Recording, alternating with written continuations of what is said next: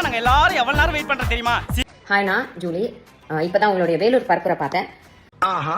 As usual இந்த பரப்புரையிலே ஒன்றும் இல்லைன்னு வச்சுக்கோங்க. இந்த ஜல்லிக்கட்டு காலை பத்தின ஒரு குட்டி ஸ்டோரி ஒன்று சொல்லியிருந்தீங்கன்னா அதை கேட்டதுக்கு அப்புறம் என்னால பேசாம இருக்க முடியல.